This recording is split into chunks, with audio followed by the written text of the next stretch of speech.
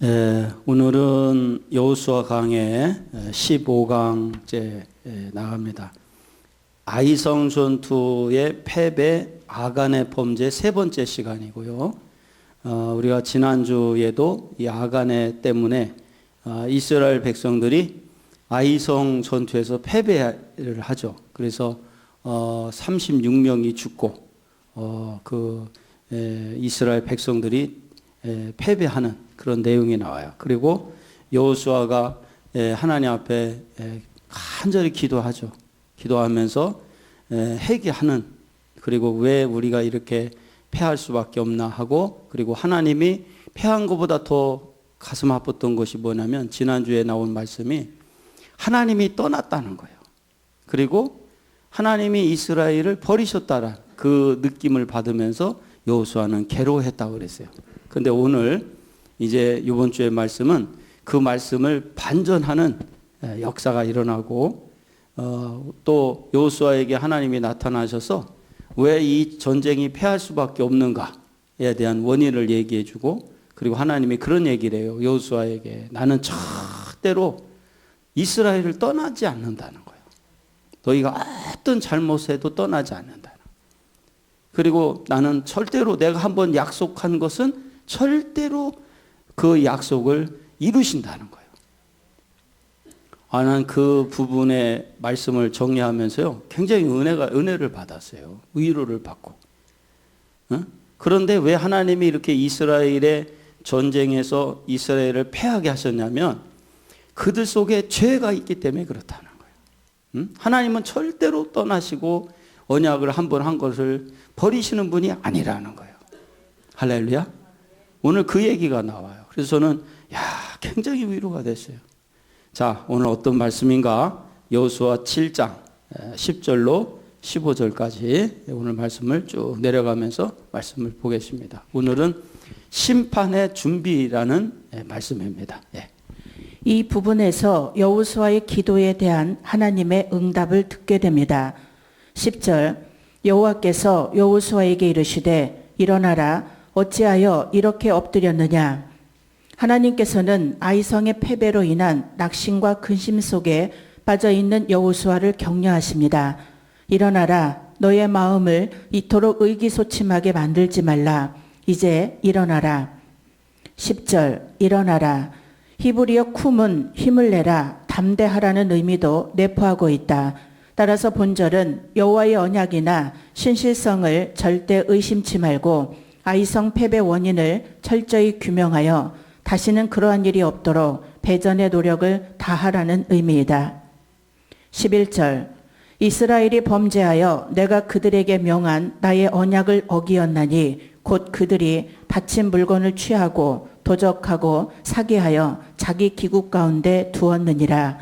하나님께서는 여호수아에게 이 재난의 원인을 알려주십니다. 그 이유는 이스라엘이 죄를 범했다는 것입니다. 즉 하나님의 마음이 변했다거나 그의 발이 짧아졌다거나 혹은 그의 약속이 실패해서가 아니라 그것은 죄악 때문이며 그 죄악으로 큰 불행을 만들게 되었다는 것입니다. 그것이 현재 상황을 만들게 된 원인이라는 것입니다. 그러니까 지금도 하나님은 똑같다는 거예요. 절대로 우리를 버리시지 않는다는 거예요. 할렐루야. 절대로 하나님은 마음이 변하신다든지 언약을 파하신다든지 그런 분이 아니라는 거예요. 그러면 왜 이런 일들이, 이런 아이성 전투에서 패배하는 일들이 벌어지느냐? 그 이유는 바로 우리가 죄를 졌기 때문에 그렇다는 거예요. 그런데 오늘 중요한 얘기가 나와요. 이 바쳐진 재물을 분명히 여리고성은 어떤 거 또 취하지 말라 했거든요. 금은 동 이것만 취하라. 취해야 돼. 개인이 취하는 것도 아니고 하나님의 그 성막을 위해서 그걸 취하라고 그랬어요. 그런데 이 바쳐진 물건이라는 것을 누가 취하냐면 아간이 취하게 돼요. 그러면 이 바쳐진 이 물건이라는 게 뭐냐라는 게 오늘 나오는데, 그걸 조금 말씀을 드린다면 이 바쳐진 물건이라는 것은 저주받은 물건이라는 거예요. 그래서 반드시 태워져야 돼요. 반드시 제물로 바쳐져야 돼. 그런데 아간이 무슨 죄를 졌냐면 이 바쳐진 재물을 취함으로 어떤 저주에 걸리냐면 본인이 바쳐져야 되는 저주에 걸려버려요. 그 저주가 임하게 된 거예요. 그러면 이제 뒤에 바쳐진 물건에 대해 더 자세하게 설명을 하겠습니다. 예. 여기에서 죄는 설명되어졌지만 죄인의 이름은 아직 밝혀지지 않았습니다. 그들이 나의 언약을 어기었다. 여리고성의 모든 노략물은 하나님이 소유하시며 그리고 가나안의 여타 도시의 노략물들은 그들이 소유할 것으로 약속되어 있었다. 그런데 하나님의 것을 자기의 몫으로 도둑질했으니 그들은 이 언약을 어기었다. 그들은 아주 바쳐진 물건을 취했다. 하나님의 소유를 감히 훔치려 드는 자에게 대해 엄숙하게 선언된 저주를 무시하고 하나님께 바쳐진 물건을 취했다는 것입니다. 그들은 하나님의 것을 도적질했다. 그들은 여호와께서 보지 못하실 것이라 혹은 이토록 노략물이 많은 가운데서 이 정도 작은 것은 지나갈 것이라고 생각했다는 것입니다. 그러면 이 바쳐진 물건이라는 것을 한번 우리가 여러 가지로 생각할 수 있지만 지금 딱 나온 말씀만 갖고 얘기하면 이건 누구 거라는 거예요? 하나님의 것이라는 거예요. 바쳐진 물건. 그러니까 그 바쳐진 물건은 하나님의 것이라는 얘기는 인간의 차원이 아니라는 거예요. 그 여리고성은 이미 인간의 차원이 아니에요. 그 하나님이 취해야 돼. 왜냐하면 저주받았기 때문에 그런 거예요. 그리고 그것은 하나님께 바쳐진 거기 때문에 그렇다는 거예요. 예. 그들은 또한 거짓말을 했다. 전투가 끝났을 때 여호수아는 온 지파들을 불러 모으고 하나님께서 명하신 대로 노략물들을 성실하게 잘 처리했는지를 물어보았을 때 아간도 다른 사람들과 함께 총회에서 무리들과 함께 선언했습니다. 아니 그들은 이 선별된 물건을 자기들의 소유 가운데 갖다 두었었다. 마치 자기들의 소유물의 하나를 가지는 것처럼 당연하게 그리고 절대로 책임 추궁을 당하지 않을 것처럼 그리고 결코 반환하지 않을 것처럼 소유했다. 다른 모든 일에 대해서는 비록 현명하고 용감한 여호수아라고 해도 인간이 전혀 모르고 있는 세상의 모든 은밀한 악을 다 아시는 하나님께서 그에게 이야기해 줄 때까지는 아무것도 모르고 있었습니다. 여호수아는 즉시 온 진영에 이와 같은 범죄가 저질러졌음을 분명히 선포했다. 만일 아간이 스스로 자수하고 자기의 범죄를 자백하고 조사하는 일을 예방했더라면 물건을 상환함으로써 율법에 따라 성물에 대하여 그릇 범과한 죄에 대해서만 율법의 은전을 받게만 되었을 것이다. 그러나 아간은 제비가 그를 찾아날 때까지 절대로 자기를 나타내지 않은 것을 보아 그의 마음의 완악함을 잘 입증해 주었다. 그러나 그는 결국 자비를 받지 못하게 되었다. 예. 인간 여호수아는 이 아간의 죄를 알 수가 없어요. 그런데 오늘 나오는 말씀에 보면 하나님은 아신다는 거예요. 하나님은 누가 무엇을 취했는지 아신다는 거예요. 그러니까 저는 이 말씀을 정리하면서 그거를 봤어요. 아, 우리의 신앙은 나에게 기준을 두지 말고 하나님께 기준을 둬야겠구나. 하나님은 아신다는 거예요. 응? 그리고 하나님은 뭐냐? 그럼 반대로 말해서 우리가 중심을 딱 갖고 하나님 앞에 충성하는 것도 아실까요? 모르실까요? 아신다는 거예요. 그 하나님을 우리가 딱 기준에 두고 가면은 우리가 역사가 일어나는 거예요. 그거를 이제 여호수아에게 가르쳐 주는 거예요. 그러니까 여호수아는 비록 몰랐어요. 아간이 죄를 졌는지 안 졌는지 모르지만 하나님은 아시고 있다는 거예요. 그리고 이 아간에게 제비 뽑기를 해요. 그래서 어느 지파 12지파를 딱 놓고 제비를 뽑아서 그래가지고 한 지파를 선택해요. 그리고 한 지파에서 거기서 또 제비를 뽑아서 한 가정을, 한 족속을, 한 가정을 그리고 한 개인을 이렇게 뽑아 들어가요. 그런데 기가 막히게 누가 딱 걸려요? 아간이 딱 걸리는 거예요. 그런데 이 제비를 뽑는 이유는 뭐냐면 아간에게 기회를 줬다는 거예요. 그리고 우리 속에 죄가 있을 때 그 죄를 여호수아가 뽑아내는 게 아니에요. 누가 뽑아내요? 하나님이 하신다는 거예요. 그러면 우리는 절대로 누구의 죄를 책망하고 누구를 지적하는 거 하면 안 돼요. 하나님이 죄를 뽑아내도 뽑아내시고 하나님이 충성하는 사람을 보시고 아, 이 사람의 중심이 있구나. 그리고 그를 축복해도 하나님이 하신다는 거예요.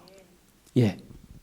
11절 이스라엘이 범죄하여 본절은 이스라엘이 하나의 유기적인 언약 공동체라는 차원에서 1절과 마찬가지로 개인의 범죄를 이스라엘 백성 전체의 범죄로 규정하고 있는데 이 다음 문구에서 1절에서는 설명되지 않은 범죄의 구체적인 내용이 지적되고 있다. 하나님께서는 이스라엘 백성이 당신의 뜻을 거스른 죄를 범하는 것을 결코 용납하시지 않았다. 이스라엘 백성이 출애굽 후 곧장 가나안에 들어가지 못하고 40년 동안 광야를 방황한 실패의 생활을 한 것도 바로 하나님의 뜻을 거스른 죄 때문이었다. 그러므로 하나님께서는 갈렙과 더불어 출애굽과 광야 생활을 경험한 유일한 생존자로서 이 사실을 누구보다도 잘 알고 있는 여호수아에게 아이성 전쟁 실패의 원인도 바로 당신의 뜻을 거스른 죄에 있음을 깨우치고 있는 것이다. 예. 그러니까 이 아이성의 문제는 이 실패, 전쟁의 실패는 바로 이스라엘 백성들이 하나님이 떠난 것이 아니라 하나님이 언약을 안 지키려는 게 아니라 죄를 졌기 때문에 문제가 발생한 거라는 거예요. 그러니까 우리가 하나님이 우리를 인도에 가실 때 우리가 뭔가 일이 잘 안 되고 이렇게 뭔가 하나님께서 막으시는 것 같고 그러면은 하나님은 절대로 떠나시는 분이 아니야. 할렐루야. 절대로 언약을 파시는 분도 아니라는 거예요. 하나님은 어떤 분이냐? 우리 속에 죄가 있기 때문에 그렇다는 거예요. 그러면 우리가 그거를 찾아내면 되는 거예요. 우리 속에 아간을 찾아내서 이 아간이 다시는 죄를 짓지 않도록 그렇게 하면 될 줄 믿습니다. 예. 내가 그들에게 명한 나의 언약을 어기었나니 하나님께 바친 물건을 취하면 화를 당할 것이라는 금지 규정을 어긴 것을 말한다. 이것은 단순한 죄가 아니라 하나님의 진노를 불러일으킬 만한 신성 모독죄였다. 그러면 지금 이 여리고성의 재물을 취했다라는 것을 조금 우리 삶에다 적용시켜서 응용해서 말을 한다면 뭐냐면 이 여리고성에 바쳐질 이 재물은 그 바쳐졌다라는 얘기 아직 그 얘기는 아직 그 주석으로 풀어서는 안 나왔지만 좀 있으면 나올 거예요. 그러나 이걸 응용한다면 우리의 영역이 아닌 걸 건드리면 안 된다는 거예요. 할렐루야. 우리 영역이 아닌 것이 있다는 거예요. 예를 들어서 하나님보다 앞서간다든지 분명히 하나님이 이건 아니다 했는데 그걸 건드린다든지 이런 말씀을 어떤 말씀을 주셨는데 우리가 순종치 않는다든지 그게 어떻게 보면 응용해서 본다면 모든 것이 하나님에 바쳐진 것이라는 거예요. 하나님의 영역을 우리가 건드리면 아간과 같은 그런 어려움이 오게 된다는 거예요. 예. 바친 물건 6장 17절 또 레위기 27장 28절 주석을 참조. 취하고 도적하고 사기하여 두었느니라. 위의 문구에 언급된 범죄하다, 언약을 어기다에 대한 구체적인 설명이다. 한편 여기서 취하다, 도적하다, 사기하다, 두다 등의 동사가 히브리 성경 원어에서는 4개의 뿐만 아니라 감으로 연결되어 있는데 이는 그 범죄 행위가 얼마나 큰가를 여실히 보여준다. 즉 하나님께서는 이렇게 말씀하심으로써 자칫 가볍게 생각할지도 모를 그러한 죄악의 극악성을 극명하게 나타내고자 하신 것이다. 예. 그러니까 하나님께 우리가 대개 보면 뭐냐면 이 범죄가 뭐냐? 그것은 하나님 것을 취한다는 거예요. 여기 말한 것처럼 도적한다, 사기하다, 두다, 취하다 이런 역사가 바로 우리가 하나님 앞에 죄악의 극악이다. 그러니까 이 얘기는 무슨 말이에요? 쉽게 말해서 이런 거예요. 인간의 차원이 있고 분명히 하나님의 차원이 있다는 거예요. 절대로 우리는 하나님의 영역을 건드리면 안 돼요. 그게 여리고성의 것을 취하면 안 되는 것과 같은 거예요. 그런데 아간은 그거를 함부로 건드려서 하나님의 영역을. 그럼 우리가 반대로 뭐냐면 하나님의 영역을 인정하고 우리가 순종하고 충성할 때 하나님께서 축복해 주실 줄 믿습니다. 하나님이 쫙 열어 가시는 거예요. 그러니까 우리가 이 부활의 아침에 우리가 이렇게 이 부활절 예배를 통해서 주시는 하나님 말씀 뭐냐면, 이 부활을 시킬 수 있는 분은 누구밖에 없어요. 예수님, 하나님밖에 없다는 거예요. 그게 하나님의 영역이에요.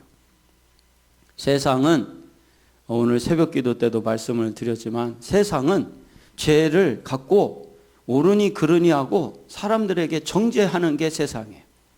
그러나 우리 믿는 사람들 하나님의 역사는 부활시키는 거예요. 부활시킨다는 게 뭐예요? 죄를 없애는 거예요. 누구도 정죄하는 게 아니에요. 응? 살려내는 거예요.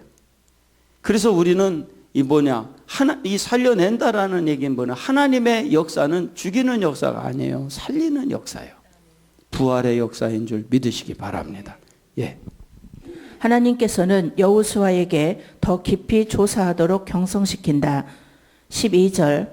그러므로 이스라엘 자손들이 자기 대적을 능히 당치 못하고 그 앞에서 돌아섰나니 이는 자기도 바친 것이 됨이라. 그 바친 것을 너희 중에서 멸하지 아니하면 내가 다시는 너희와 함께 있지 아니하리라. 이 사건만이 하나님께서 이스라엘을 징계하신 이유이며 다른 것은 없다는 것을 말씀하신 것입니다. 그러므로 이 징계의 원인을 제거할 때 하나님의 역사는 다시 힘있게 흘러가게 될 것이라는 것입니다. 만일 우리가 이 일을 하지 않는 한 우리는 절대로 하나님의 은총을 기대할 수 없다는 것입니다. 예. 그러니까 하나님이 떠나시고 하나님의 언약을 지키지 않는 분이 아니라 그랬잖아요. 그런데 일이 자꾸 막혀. 뭔가가 이렇게 열리지 않아. 뭔가가 분명히 하나님이 물권, 인권, 영권을 여셔서 역사하신다고 했는데 뭔가가 막혀. 그럴 때는 우리가 징계의 원인을 찾아내야 돼요. 뭔가 하나님 앞에 우리가 순종치 못한 부분이 있다는 거예요.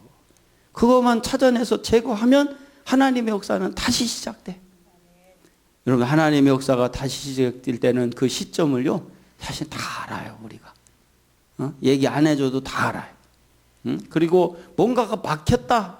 뭔가가 이게 좀 하나님이 막고 있구나. 라는 것도 누구에게 알려주지 않아도 사실 우리는 다 알아요. 그런데 하나님이 다시 열어가기 시작하는 시점이 열릴 때는요, 얼마나 감사한지 몰라. 그 기쁨이, 이거는 말할 수 없는 기쁨이야. 네. 잘 되는 게 중요한 게 아니에요. 여호수아에게도 이렇게 이스라엘이 아이성 전투에서 패배한 게 문제가 아니었고, 지난주에 얘기했던 것처럼 하나님이 떠났다라는 느낌을 받은 게 너무나 공포스러웠다는 거예요.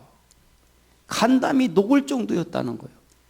그러나 우리도 마찬가지예요. 우리가 잘 되고 열려가는 것도 중요하지만 하나님이 함께 하신다라는 거, 그게 중요한 줄 믿으시기 바랍니다. 예. 하나님과 우리 사이를 갈라놓는 것은 죄 이외에 아무것도 없다. 만일 이 죄악이 제거되고 버려지지 않는다면 그것은 영원히 우리와 하나님을 분리시켜 놓게 된다는 것이다. 예. 그러니까 이 죄악이 계속 있는 한은 문제가 되는 거예요. 이것이 분리되어야 된다는 거예요. 예. 12절. 자기도 바친 것이 됨이라. 여기 바친 것에 해당하는 히브리어 헤렘은 저주받은 것을 뜻한다. 따라서 본절은 이스라엘이 하나님께 저주받아 하나님의 진노의 대상이 되었음을 의미한다. 그러면 여리고성이 왜 저주받은 이 헤렘이라는 단어를 쓰고 바쳐진 것이라는 그 단어를 썼느냐? 그 저주를 이 여리고성이 하나님 앞에 합당하지 못한 그 삶을 살았단 말이에요. 그럼 하나님께 바쳐진다는 것은 뭐냐면, 우리 한번 말로만 따라서 합시다. 회복을 위해 바쳐지는 거예요. 우리가 제사를 드리잖아요. 그 제사를 드리는 것이 우리의 죄 때문에 그 바쳐지는 제물이 되고, 저주를 거기다가 제물을 갖고 와서 제사를 드리는 사람들이 안수해서 자기의 저주를 던진단 말이에요. 그 바쳐진 것은, 저주를 던진 것은 사실은 하나님 앞에 그것을 드림으로 인하여 회복되는 역사를 이루는 거예요. 그러면 우리도 뭐요? 예수님이 자신을 십자가에서 못 박혀 돌아가심으로 인해서 바쳐진 제물이 됐잖아. 그로 말미암아 인류가 회복된 줄 믿으시기 바랍니다. 그러니까 그리고 그 모든 회복을 시켰기 때문에 부활이 되는 거예요. 그래서 우리가 하나님께 바쳐졌다라는 얘기는 저주를 받았다는 얘기도 되지만, 그러나 그것을 통해서 하나님이 이스라엘 이 가나안 땅 전체를 이 여리고성을 바침으로 인해서 회복시키는 제물로 삼아버렸어요. 근데 그 제물을 누가 건드렸냐면 아간이 건드려 버렸어. 그러므로 인해서 아간 자신이 바쳐져야 되는 존재가 돼버렸어요. 예.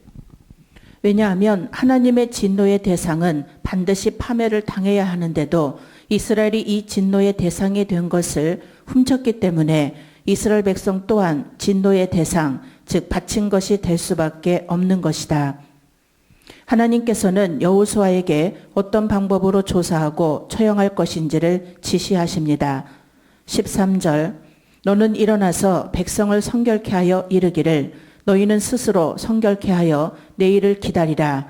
이스라엘의 하나님 여호와의 말씀에 이스라엘아 너희 중에 바친 물건이 있나니 내가 그 바친 물건을 너희 중에서 제하기 전에는 너희 대적을 당치 못하리라.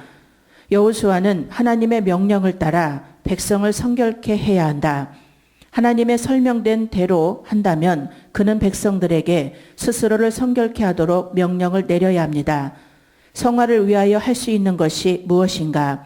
하나님 앞에 나와 하나님의 인도를 받을 수 있도록 순종으로 규례를 지켜야 합니다. 그러니까 이 바쳐진 제물을 건드림으로 인해서 죄가 왔단 말이에요. 죄가 왔는데 하나님은 오늘 서두에서 얘기했지만 절대로 이스라엘 버리지 않는다는 거예요. 그러면 지금 우리도 그렇다는, 우리가 어떤 죄를 져도요 하나님은 절대 우리를 버리지 않아. 할렐루야. 우리가 어떤 잘못을 해도 하나님은 언약을 절대 폐하지 않아. 그러나 하나님이 이렇게 이 아이성 전투에서 패하게 하시는 이유가 뭐냐면 우리가 성결해지지 못했기 때문에 그렇다.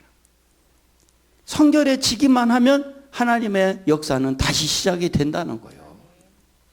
그런데 이 성결해지는 이 방법이 바로 뭐냐면 우리 속에 있는 이 아간의 죄를 우리가 없애야 되는 거예요. 이거. 그래서 이거를 이게 중요한 거예요. 그래서 우리가 성결해지는 것을 절대로 이 성결해지는 삶을 놓쳐서는 안 되는 거예요. 이게. 그래서 우리가 과연 내 속에 성결치 못하게 만드는 것이 뭔가, 그걸 자꾸 우리가 찾아내기를 축원합니다. 예. 이제 하나님께서 이스라엘 백성들을 심판하시기 위해서 오시기에 하나님을 만날 준비를 해야 하는 것이다.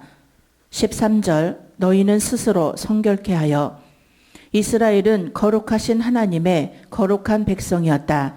따라서 이스라엘 백성 전체가 거룩하신 하나님의 사역을 기대할 때 그들은 무엇보다도 스스로를 거룩하게 하여야 했다. 예를 든다면 우리가 이 성결을 놓쳐버리는 것을, 그 작은 예를 한번 들어봅시다. 우리가 하나님이 앞서가야 되는데, 그죠? 앞서가면서 물권도 열어, 영권도 열어, 인권도 열어, 다 하나님이 열어주셔야 되는데 우리가 앞서가. 그러면 앞서간 사람들이 거룩해져요? 부정해져요?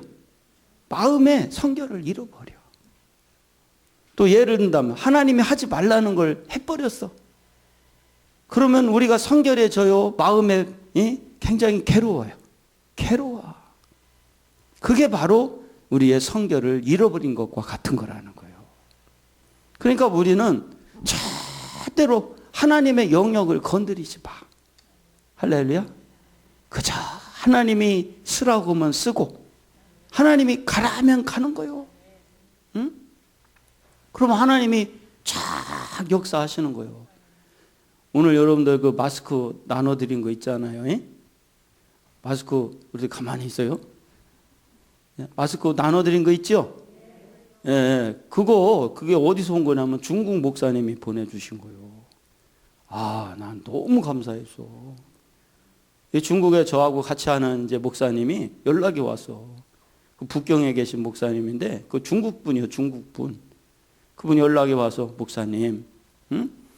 그래서 한국이 어렵죠. 그러는데 아니 중국도 사실 큰 난리를 폈잖아. 그러면서 목사님 제가 목사님 이렇게 연결된 분이 있어서 그런데 마스크를 보내주겠대. 그 100개를 보내왔어. 우리 큰애가 말이야 마스크 2개 사려고 막 요일 기다렸다 약국 가가지고 막 아빠도 막 가서 사야 된다고 맨날 그러는데 한 번도 가보지를 않았어. 난 대신에 우리 사모가 가서 사오고, 우리 2개 사려고 그렇게 요일 기다렸다가 사고 막 그래. 그런데 세상에 100개씩이나 보내왔어. 너무 감사했어. 그래서 오늘 여러분들 나눠드린 거예요. 응? 그런데 그 100개가 문제가 아니라 그 마음. 얼마나 고마워 그게. 그죠? 그것도 중국서 막 택배로 보내왔어. 어떻게 왔는지 모르겠어. 난 중국 택배도 처음 받아봤어 내가. 응? 그러니까 그게 바로 그 마음. 할렐루야. 그러니까 그런데 그렇게 하나님의 그 차원에서 서로 이 마음을 갖고 가는 그거에 얼마나 큰 기쁨인지 몰라. 그 파라과이 목사님이 또 연락이 왔어. 10월 달에 브라질 집회가 있잖아. 중남미 전체 모이는 그 집회, 그것 때문에 연락이 왔어. 목사님, 어떡한데요? 염치가 없다는 거예요. 그 목사님 표현에. 이런 상황에 목사님 어떻게 할 건가 좀 물어보는 제가 죄송하다는 거. 그런데 난 그 말에 너무 고마운 거야, 내가. 응? 그러면서 목사님 어떻게 할까요? 그러는데 그래서 내가 했어요. 우리 기도합시다. 응? 하나님이 10월 달까지 뭐 계속 하면 어쩔 수 없는 거고, 그럼 다음에 하면 되는 거지, 집회를. 그죠? 그리고 그냥 하나님 허락하면 10월 달에 브라질 가서, 그 브라질 가장 유명한 예수님 이렇게 팔 벌리고 산꼭대기에 보면 이렇게 팔 벌리고 있는 동산이 있잖아요. 세계에서 가장 유명한 그 항구가 있는 리오네자르인가 뭔가, 거기서 집회를 하게 되는데, 그거를 허락하면 하는 거지. 근데 그 목사님이 그렇게 막 간절한 마음으로 글을 보내보는데 내 마음에 하나님이 허락하면 무조건 하는 거지. 할렐루야. 그러니까 이런 마음 하나하나가 이게 바로 부활이고 이게 바로 성결이라는 거예요. 그런데 우리가 이 마음을 어지럽게 만들고 마음이 참 고통받고 마음이 편하지 않아. 그거는 이미 벌써 내 속에 아간의 저주가 작동되는 거예요. 뭐를 잃어버렸기 때문에 그래요? 성결을 잃어버렸기 때문에. 우리 마스크 하나를 갖고 하던 집회 하나를 하던 그 성결을 계속 지켜가는 사람이 바로 부활된 사람이요. 그가 하나님이 역사하시는 거예요. 그래서 여호수아에게 지금 이 아간의 저주를 하나님이 알려주시면서 그 성결치 못한 것을 제거하도록 하시는 거예요, 지금. 예. 따라서 그들은 시내산에서 율법을 받고자 했을 때, 또 요단강 도화를 목전에 두었을 때 등에서도 먼저 성결케 될 것을 지시받았었다.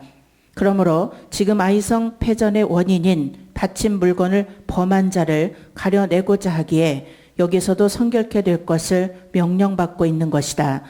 이는 그들이 하나님께 율법의 심판을 받을 때이기 때문이다. 동시에 이 명령은 범죄자는 빨리 자신을 돌아보고 회개하며 자복하라는 촉구 명령이기도 했다. 즉 이스라엘의 범죄는 거룩함을 잃어버린 것이며 그 원인은 죄악을 소유했기 때문입니다. 예, 뭐를 잃어버렸어요? 거룩함. 그 성결함을 잃어버렸기 때문에 그렇다는 거예요. 그러니까 우리가 이 부활절을 맞이해서 왜 예수님이 돌아가시고 십자가에서 부활하셨냐? 뭐를 회복하시기 위해서? 거룩함. 이 땅의 죄를 없애며 거룩해지시기 위해서 예수님이 십자가에 돌아가시고 부활하셨다는 거예요. 그러면 우리는 뭐요? 끝없이 그 성결함과 거룩함을 지키는 길을 가기를 축원합니다. 그럴 때 하나님이 쫙 역사에 가는 거예요. 예. 그러므로 가나안의 정복을 위해서는 끊임없이 자신을 거룩하게 해야 하므로 우리의 거룩함을 해치는 어떠한 불순한 행위도 해서는 안 된다는 것입니다. 가나안의 정복을 위해서 그래서 여호수아에게 가르쳐 주는 거예요. 너희가 내가 너희를 절대로 버리지 않는다. 내가 너희를 절대로 언약한 것을 지키겠다는 거예요. 그러자면 뭐를 지켜?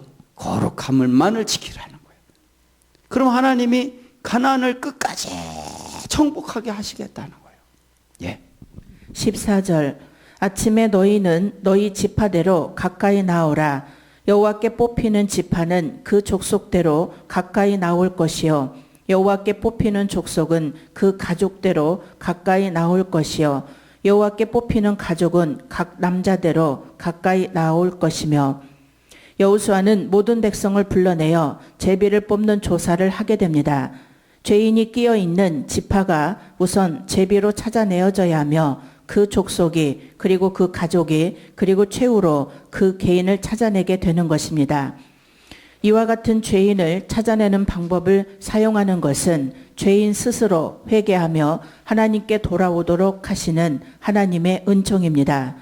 하나님은 한 사람도 멸망에 이르지 않고 모두 다 온전한 구원에 이르시기를 원하시기 때문입니다. 기회를 준 거라겠잖아요. 이 아간한테. 그런데 아간이 끝까지 자기를 숨겨요. 그것은 뭐냐면 살아계신 하나님을 아간이 몰랐던 거예요. 인간 여호수아는 속일 수 있을지는 몰라도 하나님을 속일 수는 없어요. 우리가 이 부활의 아침에 분명한 것은 우리는 하나님에게 기준을 두고 신앙의 길을 가야 돼요. 그러면 하나님이 열어가시는 거예요. 예. 하나님께서는 제비가 떨어지는 지파와 족속과 가족을 따로 세우라고 말씀하셨다는 사실에 주목해야 합니다. 왜냐하면 제비의 처리는 하나님께 속한 것이기 때문이다. 그러므로 아무리 그것이 우연한 것처럼 보인다고 해도 그것은 무한의 지혜와 정의의 지시에 따라 되는 것이며 죄인들의 죄악을 찾아내도록 할 때에는 하나님이 이 제비를 사용하신다는 사실을 보여주고 있습니다. 죄인들을 찾아내시는 것도 하나님이시며 그 죄인을 구속하는 것도 하나님께서 하신다는 것입니다. 예. 그러니까 결국은 죄인을 우리가 찾아내지 않아도 누가 찾아내요? 하나님이 찾아내는 거예요. 그러면 우리가요, 이 사회에 이걸 적용을 좀 크게 시키면 이 사회의 죄를 찾아내는 것도 누가 하셔? 하나님이 하시고. 이 사회가 하나님 앞에 순종하고 갈 때 축복을 주시는 것도 누가 축복을 주셔요? 하나님이 하시는 거예요. 그러니까 우리는 오늘 또 내일 또 거룩을 지키는 일만 하면 될 줄 믿습니다. 그냥 하나님이 어차피 다 찾아내고 어차피 하시는 거예요. 그럼 우리는 오늘 또 내일 또 그냥 순종 그 길만 가시기를 축원합니다. 예. 창세기 44장 16절에 하나님께서 그와 종들의 죄악을 적발하셨다. 그것은 또한 의로우신 하나님이 행하시는 확실하고 무오한 심판을 알게 해주고 의인과 죄인을 구분 못하는 하나님의 심판을 깨닫게 해주는 것이다. 따라서 비록 잠시 동안은 그들 모두가 제비를 뽑을 때에 온 지파가 그랬던 것처럼 동일한 정죄에 포함되는 것 같지만 그러나 손에 키를 가지고 계시는 하나님은 결과적으로 비천한 자들로부터 고귀한 자들을 골라내도록 배려하신다. 그래서 비록 죄인이 들어있는 지파와 족속과 가족 중에 의인이 끼어 있다고 해도 그들은 결코 악인과 같이 취급되지는 않을 것이다. 14절 지파, 족속, 가족, 남자대로 지파, 족속, 가족, 남자는 이스라엘 민족을 구성하고 있는 네 가지 기본 단위이다. 그런데 여기서 지파는 물론 이스라엘 12지파를 가리킨다. 그리고 족속은 여러 가족들이 모인 혈연 집단을 가리키며 가족은 아버지와 아들을 주요 구성원으로 하는 제1세대의 집안을 가리킨다. 그리고 남자는 강한이라는 뜻의 가바르에서 파생된 말로 직역하면 용사라는 뜻이다. 따라서 이 말은 싸움에 출전할 만한 나이인 20세 이상의 성인 남자를 가리키는 말이다. 가까이 나아오라. 하나님 앞으로 다시 말하면 여호와의 성소 앞에 나아오라는 뜻이다. 여호와께서 뽑히는, 여기서 뽑히는에 해당하는 히브리어 라카드는 잡다, 선택하다라는 뜻이 있는데 사무엘상 14장 41절과 42절에 따르면 이 낱말은 제비를 뽑아 사람을 선택할 때 사용되었다. 특히 이 제비 뽑기는 목격자가 없어 범죄자가 누구인지 판명되지 아니할 경우에 흔히 사용되었던 것이다. 그러니까 참 신기하잖아요. 목격자도 없는데 제비를 뽑는데 정확하게 누가 뽑혀요? 아간이 뽑히는 거예요. 그것은 뭘 말하냐면 제비를 인간이 뽑긴 했지만 그 제비의 역사를 누가 하시는 거예요? 하나님이 살아계시다는 거예요. 하나님이 살아계시다. 그러니까 우리가 여기에다가 이 부활의 아침에 맞추고 살으라는 거예요. 내가 열심히 해서 되는 게 아니라 바로 이 하나님이 우리를 다 이끌어 가시면 되는 거예요.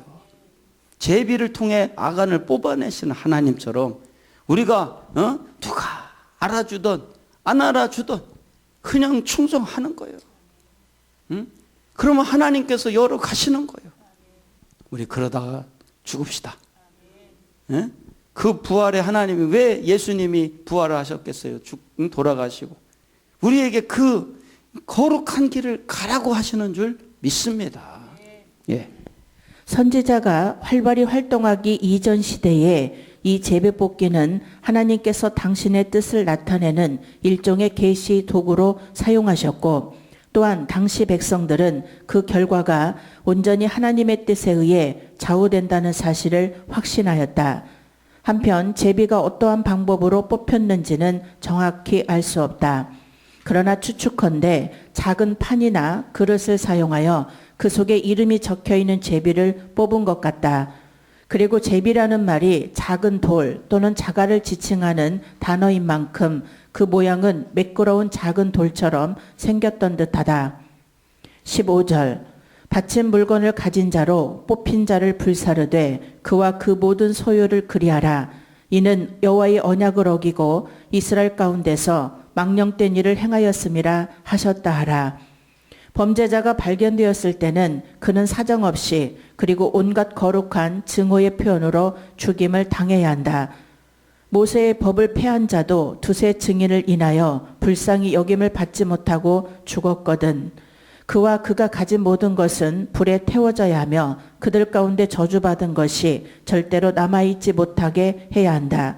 이 격렬한 선언이 내려진 이유는 범죄자가 첫째, 하나님을 크게 모욕했기 때문이다.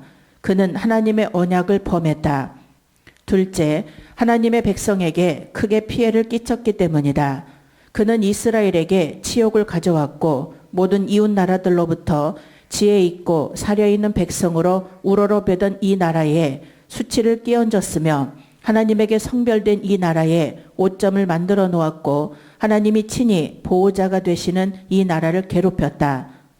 15절 바친 물건 히브리어로 헤렘인데 이는 곧 하나님께 저주받은 물건으로서 결코 인간이 소유할 수 없었고 온전히 죽이거나 불태워 하나님께 바쳐져야만 했다.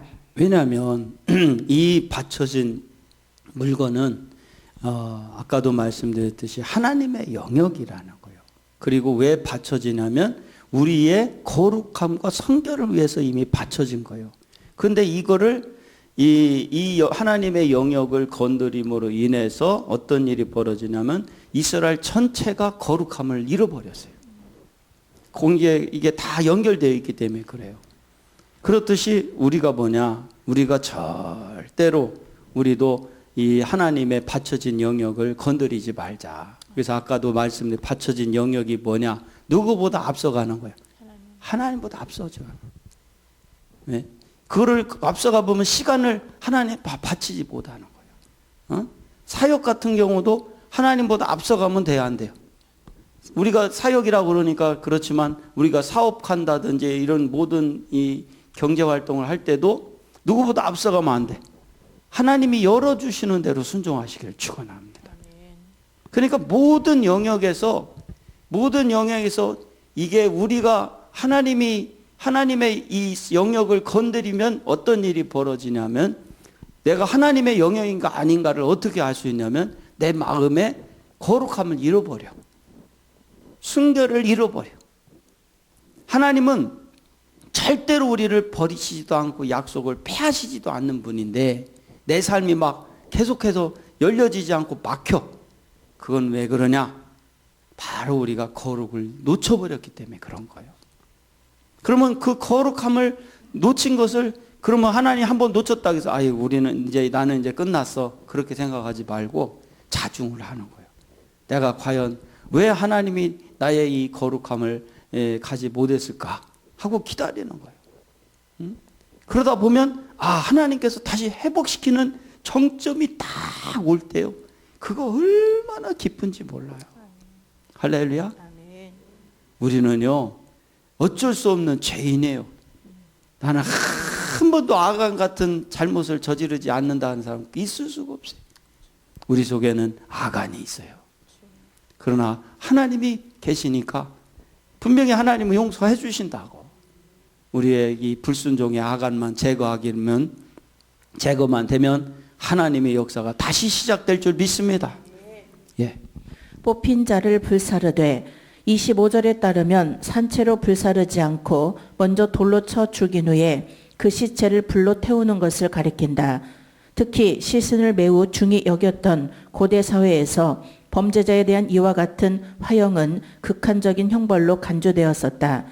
한편 바친 물건을 훔친 자에게 이처럼 중한 형벌이 가해진 것은 바친 물건, 곧 하나님의 진노의 대상이 되어 저주받아야 할 물건을 자신이 소유함으로써 물건과 더불어 그 물건을 훔친 자 역시 하나님의 불타는 진노를 면할 길이 없었기 때문이다.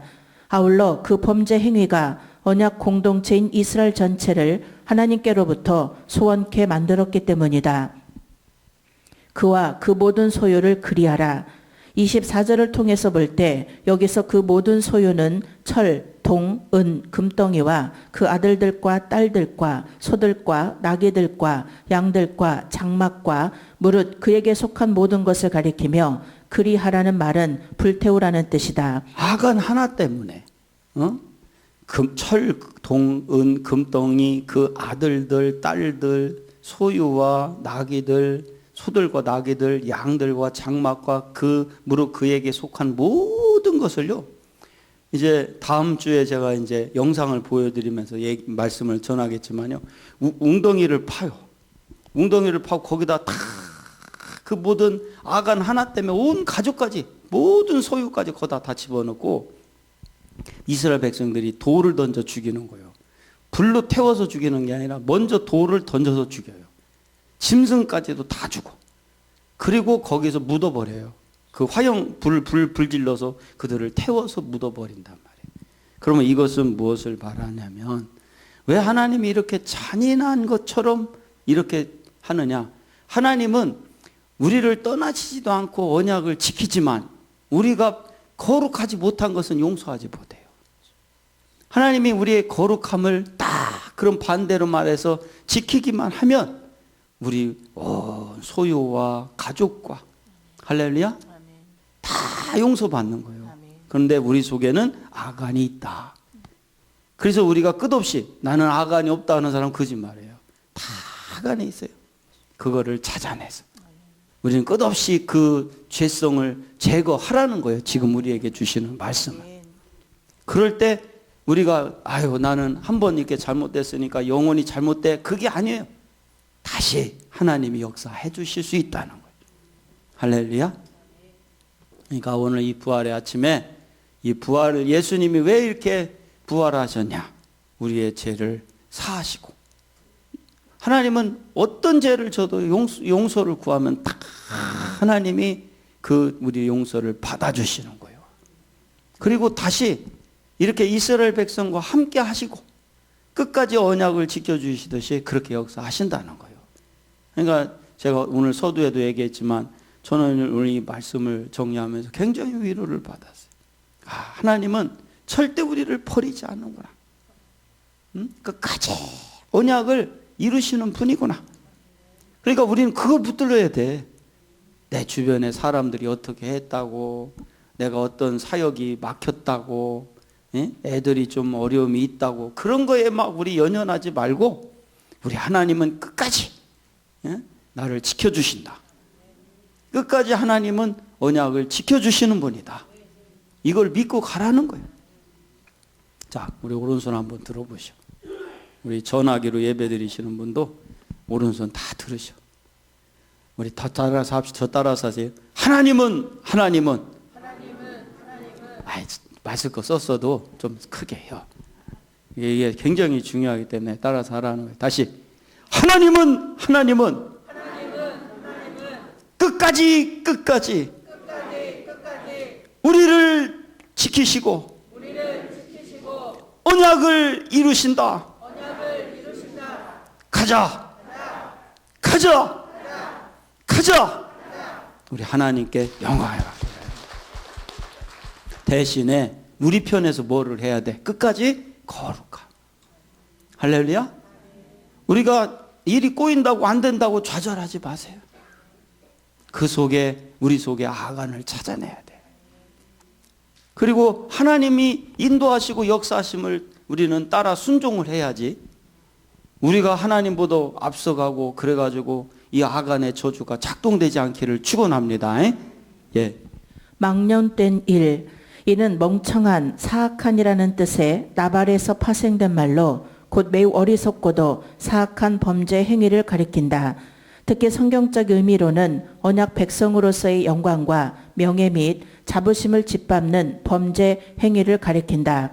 한편 같은 단어가 창세기 34장 7절에서는 부끄러운 일로 번역되었다. 예. 자, 오늘까지는 이제 아간이 처형되는 일이 안 나오고, 이제 다음 주에는 아간이 제거되는 과정의 말씀이 나와요. 근데 이 아간이라는 그 말씀이 처형되고 찾아지고 제거되는 이 과정이 굉장히 우리에게 중요해요. 왜? 우리 속에 아간이 없어져야 되니까. 그래서 다음 주에는 그 아간이라는 죄성이 과연 어떻게 하나님이 처리해 가시느냐, 그걸 갖고 또 은혜를 받는 다음 주간이 되기를 축원합니다. 기도하겠습니다.